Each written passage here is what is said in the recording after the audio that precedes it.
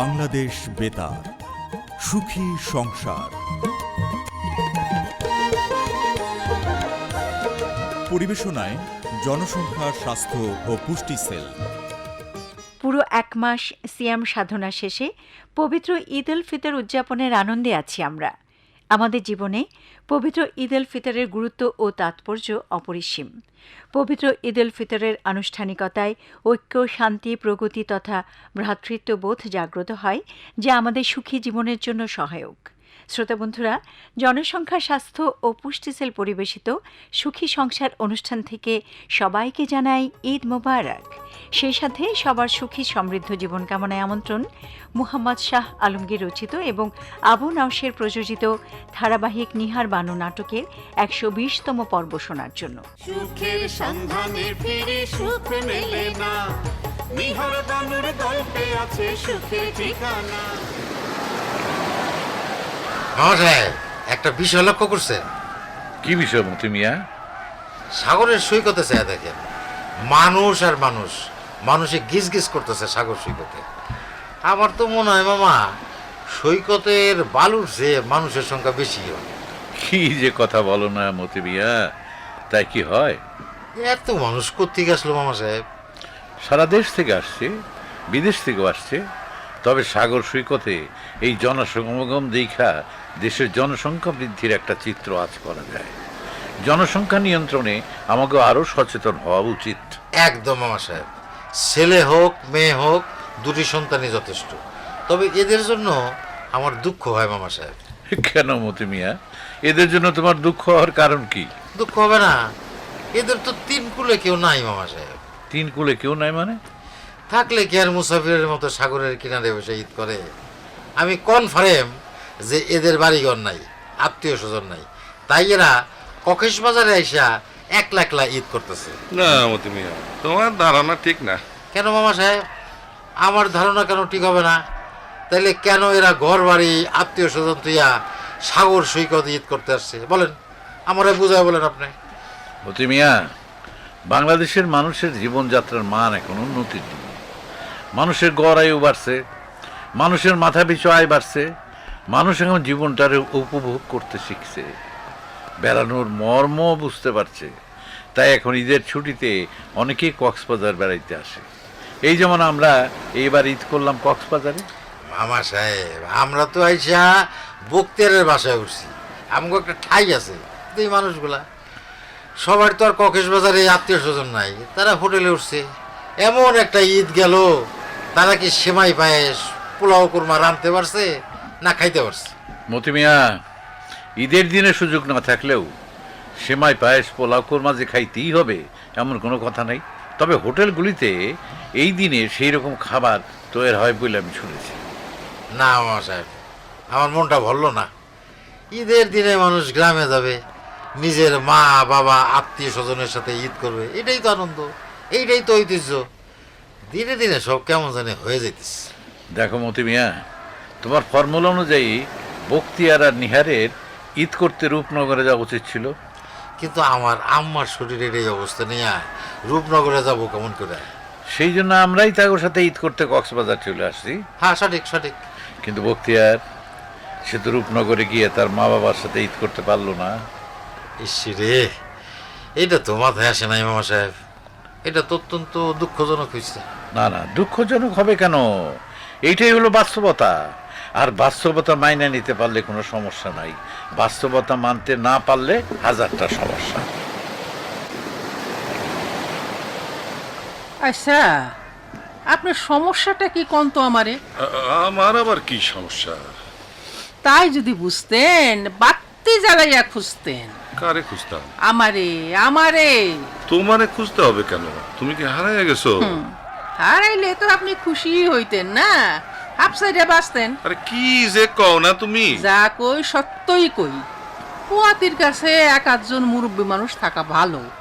আমার নিহার নানু বইনের কাছে থাকার জন্য বক্তান আমারে পেলেনে কইরা কক্সবাজারে নিয়ে আসছে। তা অবশ্য সত্য। কথা আরো আছে। আর কি? আমি আসছি এতদিন হইয়া গেল, হ্যাঁ, এর মধ্যে কয়টা দিন আপনি আমার খবর নিছেন? নিছি, রোজই তোমার খবর নিছি। তুমি বক্তিয়ার রে জিজ্ঞেস কইরা দেখো, মোবাইল কইরা আমি রোজ তোমার খবর নিছি। তা হবে কেন? আমি কি কথা বলতে পারি না নাকি কানে শুনি না? মোবাইলে আমার সাথে কথা আপনি বলেন নাই কেন? দেখো নিহারের মা, বাড়িতে যতক্ষণ থাকি মতি, মুক্তিযোদ্ধা ভাই সাহেব এদের সাথে সময় কাটে যায়, কিন্তু যখন আমি আড়তে বসি তখন খুব একা একা লাগে। তোমার কথা মনে হয়, তখনই তোমার খবর নিতে আমি ফোন করি। তখন বক্তিয়ার তো অফিসে থাকে, তাই তার কাছেই তোমার খবর জিজ্ঞাসা করি। তোমার সাথে আর কথা বলা হয় না। দেখেন, আপনি হইলেন পুরুষ মানুষ, নিহারের বাপ। আপনার কি যুক্তির অভাব আছে না আমি আপনার লগে কথায় পারব? তো এইবার কিন্তু আমার একটা মোবাইল কিনে দিতে হইবে। তুমি মোবাইল দিয়া কি করবা নিহারের মা? মোবাইল দিয়া আমি মোবাইল দিয়া তরকারি রান্না করব। মোবাইল দিয়া তরকারি রান্না করবা মানে? মোবাইল কি গোল আলু না ইসা মাছ? আরে শুনেন না, আমাকে ওই বানু মায়াটা না, সে মোবাইল দেখা মজার মজার রান্না করে। মোবাইলে কত কিসিমের রান্নার নমুনা যে পাওয়া যায় তা যদি আপনি জানতেন। দেখো নিহারের মা, তোমার হাতের রান্না ভালো, তুমি যাই রান্না করো তা খাইতে খুব স্বাদ হয়। বিবাহের আগে যেদিন তোমারে আমি পাত্রী হিসাবে দেখতে গেছিলাম, সেই দিনই তোমার হাতের রান্না খাইয়া মহিষে গেছিলাম। শুধুই রান্না? হ্যাঁ? আমি কি দেখতে খারাপ? না, একদম না। চেহারা সুরতে মানে দেখতে তুমি একটা অত্যন্ত মিষ্টি রমণী। কি খালি দেখতে? আমার মন কি সুন্দর না? আরে কে বলে তোমার মন সুন্দর না? তুমি তুমি একটা সহজ সরল রোমান্টিক মনের মহিলা। কি ঠিক? রোমান্টিক মানে তোমার মনের মধ্যে প্রেম আছে, ভালোবাসা আছে, স্বামীর জন্য দরদ আছে। আস্তে কন, আস্তে কন। সাগর কুলে মেলা মানুষ, তারা উঠলে লজ্জার কথা না। শোনেন, এই এত কথার চাপে আসল কথাটাই তো আমি ভুলে গেছি। আরে আমিও তো বুঝলে গেছি কি নিয়ে জানি আমাদের কথা হইতেছিল। আপনিও ভুলে গেলেন? এই পড়ায় আমার এমন হয় বুঝছেন। একটা কথা কমু, পলকের মধ্যে ভুলে যায় কি কইতে চাইছিলাম। একটা কাজ করব, তখনই ভুলে যায় আমি কি করতে চাইছিলাম। একদম আমারও এমন হয়, বড়ই খতরনাক রোগ। আচ্ছা, এইবার বাড়ি ফিরে গিয়া আমরা এই বিষয়ে ডাক্তার দেখামু। হ্যাঁ, ঠিক আছে। যাক, বুঝলা গিয়া ভালোই হয়েছে। একটা মোবাইলের দাম তো কম না, তার উপর যোগ হইব রোজ অতিরিক্ত বাজার খরচ। মোবাইলে নতুন নতুন রান্না দেখবো আর আমারে রোজ রোজ বাজারের ফর্দ ধরাইয়া দিব। খাজনার বাজনা বেশি। কি ভাবতেছেন আপনি? ও নিহারের বাপ, না মানে ওই মনে করার চেষ্টা করতেছি কি নিয়ে জানি আমরা কথা বলতেছিলাম। এই বক্তিয়ার, হ্যাঁ, কি ভাবছো তো? ভাবছি আমাদের আগামীর কথা, আমাদের ভবিষ্যতের কথা, আমাদের স্বপ্নের কথা। ওই ডুবন্ত সূর্যের দিকে তাকিয়ে কি স্বপ্ন দেখছো তুমি? স্বপ্ন দেখবে তো উদীয়মান সূর্যের দিকে তাকিয়ে। ডুবন্ত সূর্যই তো আমাদের আগামী দিনের প্রভাতে নতুন উদয়ের বার্তা দিয়ে যায়, আশার জাল বুনতে শেখায়, নতুন দিনের স্বপ্ন দেখায়। এই বালুকা বেলায় বসে দেখা দিবা স্বপ্ন কি সত্য হবে বক্তিয়ার? কেন হবে না নিহাত? ওই বিখ্যাত উক্তিটি কি তোমার মনে নেই? ওটা স্বপ্ন নয় যেটা তুমি ঘুমিয়ে দেখো, স্বপ্ন তাই যা তোমাকে ঘুমাতে দেয় না।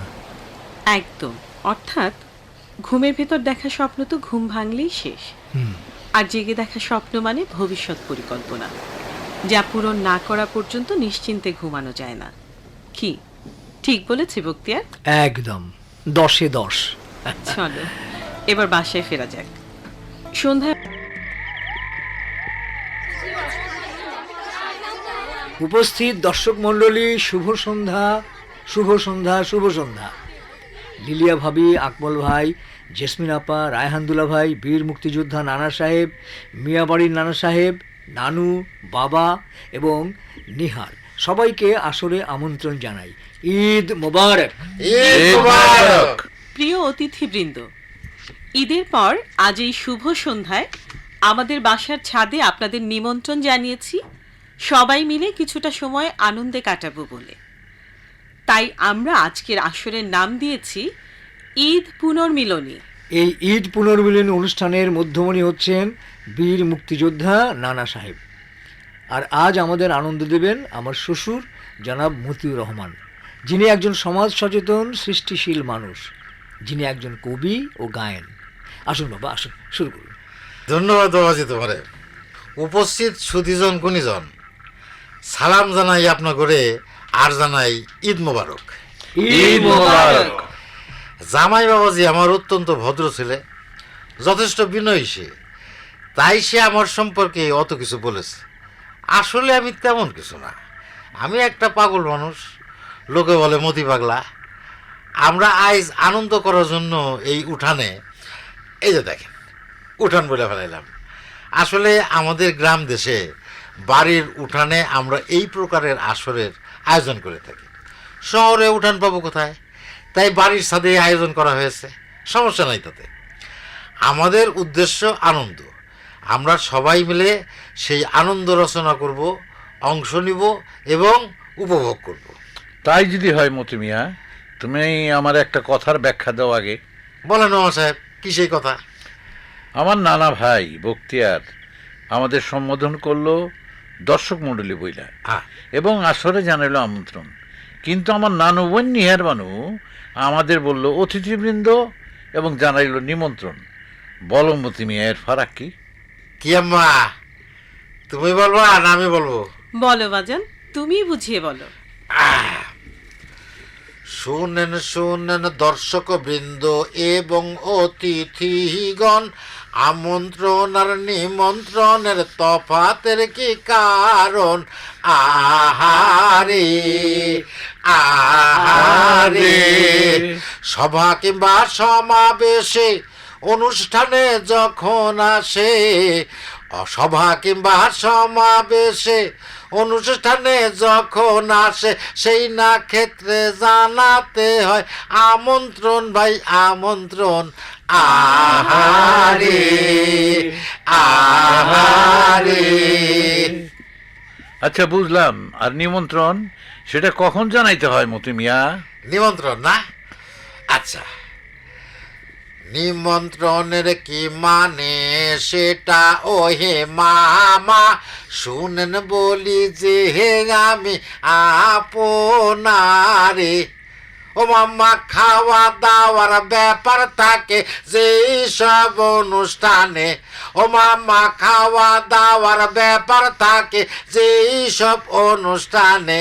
হে মামা লা লা লা লা লা লা লা লা লা লা লা লা। আমার বাজান একদম ঠিক বলেছে। আপনাদের সবার জন্য বানু ভুনা খিচুড়ি আর মাংস রান্না করছে।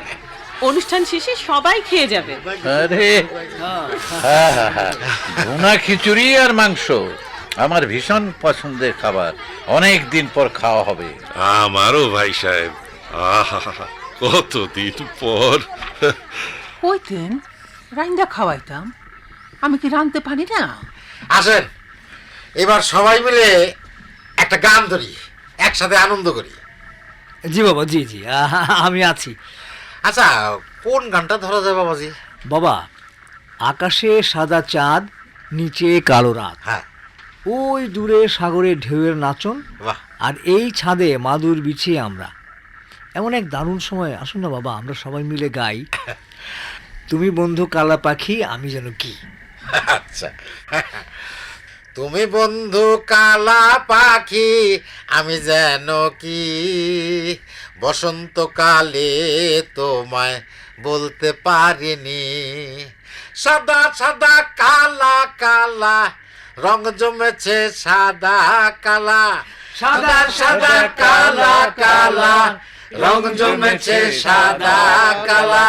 হইছি আমি মন পাগেলা বসন্তকালে, তুমি বন্ধু কালা পাখি, আমি যেন কি, বসন্তকালে তোমায় বলতে পারিনি, বসন্তকালে তোমায় বলতে পারিনি। সুখের সন্ধানে ফিরে সুখ মেলে না, নিহর বানুর গল্পে আছে সুখের ঠিকানা। প্রিয় শ্রোতা, এতক্ষণ মোহাম্মদ শাহ আলমগীর রচিত এবং আবু নওশের প্রযোজিত ধারাবাহিক নাটক নিহার বানুর 120তম পর্বের অভিনয় শুনলেন। আজকের পর্বে বিভিন্ন চরিত্র রূপায়ণে ছিলেন নিহার বানু বন্নি ব্যাপারী, নানি রুবি আফরোজ, নানা তহুরুজ্জামান বাবু, বখতিয়ার আজিজুল হাকিম, মুক্তিযোদ্ধা মামুনুর রশিদ এবং মতি ফজলুর রহমান বাবু। শ্রোতা বন্ধুরা, বাকি রইল ১২০তম পর্বের কুইজ জানাবার। ১২০তম পর্বের কুইজ হল নিহারদের বাসার ছাদে আয়োজিত ঈদ পুনর্মিলনী অনুষ্ঠানের মধ্যমণি কে? আবারও বলছি, নিহারদের বাসার ছাদে আয়োজিত ঈদ পুনর্মিলনী অনুষ্ঠানের মধ্যমণি কে? চিঠি ও ইমেলের মাধ্যমে পাঠিয়ে দিন সঠিক উত্তর। চিঠি লিখতে ধারাবাহিক নাটক নিহার বানু, পর্ব ১২০, প্রযত্নে পরিচালক জনসংখ্যা স্বাস্থ্য ও পুষ্টি সেল, বাংলাদেশ বেতার, শেরেবাংলা নগর, আগারগাঁও, ঢাকা ১২০৭। আর ইমেল আইডি ask.betar@phnc1207@gmail.com। প্রিয় শ্রোতা, এবার জানাবো ধারাবাহিক নিহার বানু নাটকের ১১৮তম পর্বের কুইজের উত্তর। ১১৮তম পর্বের কুইজ ছিল, গর্ভকালে গর্ভবতীর চতুর্থ চেক আপ কত মাসে করাতে হয়? সঠিক উত্তর ৯ মাসে। এই সঠিক উত্তর দিয়ে বিজয়ী ৩ বন্ধু আপনারা। প্রথম বন্ধু মোহাম্মদ হেলাল উদ্দিন, প্রতিবেশী রেডিও লিসনার্স ক্লাব, গ্রাম চর ফৈজুদ্দিন, ডাকঘর হাজিরহাট, থানা মনপুরা, জেলা ভোলা। দ্বিতীয় বিজয়ী বন্ধু মুক্তি রানী রায়, গ্রাম উত্তর বাসাইল, ডাকঘর জিয়নপুর, উপজেলা দৌলতপুর, জেলা মানিকগঞ্জ। তৃতীয় বিজয়ী বন্ধু মোহাম্মদ আবু রায়হান, গ্রাম মীরের বাড়ি, ডাকঘর মীরের বাড়ি, উপজেলা রাজারহাট, জেলা কুড়িগ্রাম। অভিনন্দন বিজয়ী বন্ধুরা, সেই সাথে সবার সুস্থতা কামনা এবং শুভেচ্ছা। বন্ধুরা, আমরা আছি ঈদ আনন্দে, কিন্তু ঈদ আনন্দ উচ্ছ্বাসে যেন দায়িত্ব কর্তব্যের কথা ভুলে না যাই। সময়ের কাজ যেন যথাসময়ে করি, পরিবারে সবাই সবার খেয়াল রাখি, এমনই আহ্বানে বিদায়ী উচ্চারণে জানিয়ে দেই আজকের অনুষ্ঠান গ্রন্থনা এবং উপস্থাপনায় ছিলাম সৈয়দা শাহান আরা চৌধুরী, সম্পাদনায় মোহাম্মদ আকবর হোসেন এবং অনুষ্ঠান প্রযোজনা করেছেন তোফাজ্জল হোসেন। সুখী সংসার অনুষ্ঠানটি শেষ হলো। পরিবেশনায় জনসংখ্যা স্বাস্থ্য ও পুষ্টি সেল।